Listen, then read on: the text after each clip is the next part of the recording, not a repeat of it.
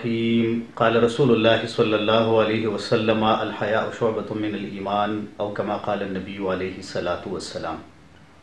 14 فروری ویلنټاین ډے په نوم باندې چې کومه منځله کیږي ویلنټاین ډے یا یوم محبت د خپل تاریخي پس منظر په لحاظ سره ارچا ته معلومه ده په دې وخت کې چې زمونږ په دې معاشره کې په کم انداز باندې دا منځله کیږي دا ازروی شریعت هم حرام او ناجایز دي او ازروی فطرت او مروت هم دا خلاف کار دی ځکه چې ویلنټاین ډے یا یوم محبت په حقیقت کې د بهای یو کلچر عام کول دي او خپل نوجوان نسل ته الکانو جنکو ته د بهای تعلیم ورکول دي خو د دې په مقابله کې زمونږ اسلام زمونږ دین زمونږ شریعت مونږ له د حیا تعلیم راکړی دی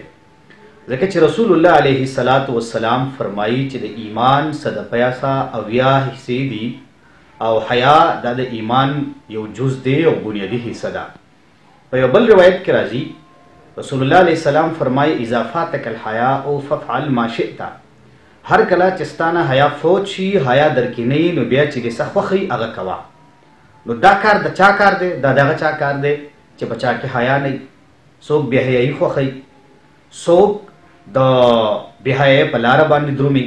په دې بنیاد باندې د مسلمان په حیثیت باندې مونږ هر نارینه او زنانه له پکار دي چې مونږ د ویلنټاین ډے په ځای باندې د حیا ډے مناو کو یوم حجاب مناو کو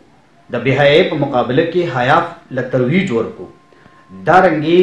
د بهای په مقابله کې حجاب له ترویج ورکو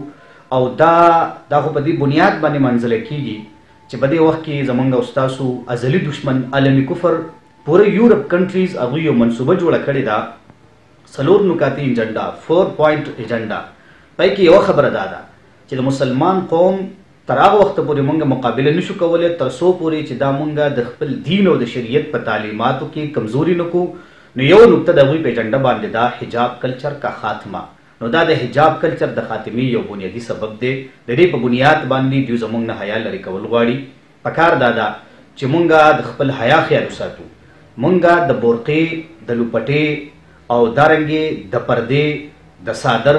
مونږ د دې تقدس خیال وساتو او دا د سنجیدګۍ او د وقار د کم لباس ته دا مونږ عام کو او دا تعلیم عام کو په دې بنیاد باندې رسول الله علیه الصلاۃ والسلام په شریعت کې چرته هم د بهای یا د غیر سنجیدګۍ گنجائش نشتا کوم مسلمانان چې بدی کې اخته دي نارینه او زنانه هغوی له د دین رجوع پکار ده توبه پکار ده همدغه خبره ده چې د معاشره داسې ده چې زمونږ د زنانو دپاره په دې کې مثال شته د حضرت فاطمه الزهرا په سیرت باندې عمل وکړئ د عایشې په سیرت باندې عمل وکړئ دارنګې د صحابیاتو په سیرت باندې عمل وکړئ او د نوجوانانو دپاره زمونږ اسلام تعلیمات هغه واضحه دي او بالکل څرګنده او ښکاره دي په دې بنیاد باندې د دې ویلنټاین ډے مقابله پکار ده د دې نه اجتناب پکار دی او په دې خبرو باندې به زه د ټول قوم ته یو پیغام ورکما چې آنکھوں کی بندگی ہے نگاہیں جھکا کے چل شانوں سے گر گیا ہے دوپٹہ اٹھا کے چل آنکھوں کے تیر تیرے بدن سے پرے رہے ہیں شرم و حیا کو اپنا لبادہ بنا کے چل گر ہو سکے تو سیرت زہرا پہ کر عمل اس زندگی کو یوں نہ تماشا بنا کے چل بن جا شعار عظمت اسلاف کا نشا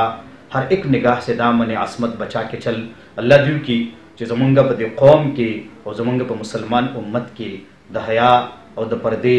او دارنګي د وقار او د عزت او د سنجیدګۍ د تعلیم عام شي او دا چې کوم زمونږ مقابله کې کمی منصوبې دي د دې د مقابلې توفیق مونږ لرا کی والسلام